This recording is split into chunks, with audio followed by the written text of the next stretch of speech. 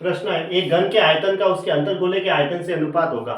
एक घन के आयतन का अंतर्गोले के आयतन से, अंतर्गोला मतलब उसके अंदर गोला है, जैसे यूं हम घन होता है, घन की लंबाई चौड़ाई ऊंचाई सब बराबर होती है ऐसे, ठीक है। इसकी तो ये घन लिया हमने,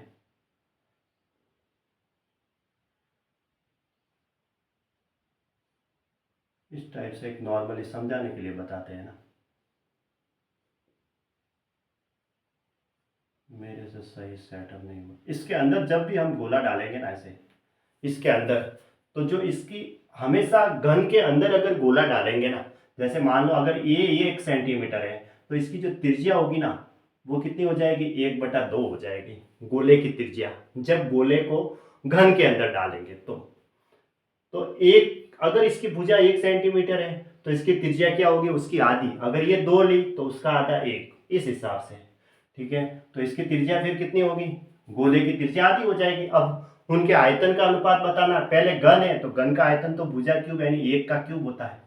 अगर मैंने, क्योंकि अनुपात में आंसर सही है तो मैं 1 ले सकता हूँ, 2 भी ले सकता हूँ, ठीक है। अब उसकी अंतर गोले, गोला अंदर डाला हुआ है, गोले का आयतन क्या होगा, 4/3 पाई, त्रिज्या 1/2 हो गई, उसका क्यूब ऐसे। अब इसको सॉल्व कर दो। अगर मैंने a बराबर 1 लिया तो स्मॉल r बराबर कितना लिया, 1/2 ऐसे। अगर आप ये 2 लोगे तो अंदर वाली फिर कितनी होगी, 1 होगी। अगर ये 4 लोगे तो अंदर वाली गोले की त्रिज्या 2 होगी, आधी। अब आयतन, घन का आयतन तो भुजा क्यूब और गोले का 4/3 पाई r क्यूब, r 1/2 है। 1 का क्यूब तो 1 ही होता है, 4/3 पाई, इसका क्यूब करेंगे तो 1/2 का क्यूब 8 होता है। 4 से इसको मैंने काट दिया ये 2 बार, तो नीचे देखो 3 गुणा 2 है और ये ऊपर पाई है, तो ये 3 गुणा 2 6 हुआ, 6 तो ऊपर चला जाएगा 6, और नीचे ये पाई रहा, तो 6:पाई, ये इसका आंसर हो गया, 6:पाई, यानी ऑप्शन ए राइट है। लंबाई 30 सेमी, चौड़ाई 24 सेमी, ऊंचाई 18 सेमी आकार वाले एक लंबकोणीय समांतर षटफलक संदूक में रखी जा सकने वाली छड़ की अधिकतम लंबाई क्या होगी।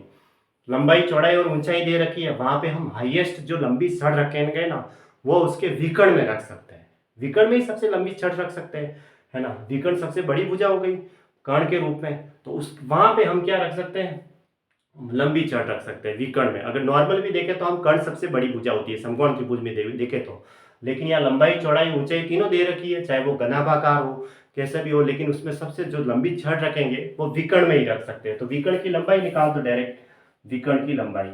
अब विकर्ण की लंबाई का मैंने बताया था क्या, √L² plus B² plus H², यानी लंबाई का स्क्वायर प्लस चौड़ाई का स्क्वायर प्लस ऊंचाई का स्क्वायर अंडरूट के अंदर।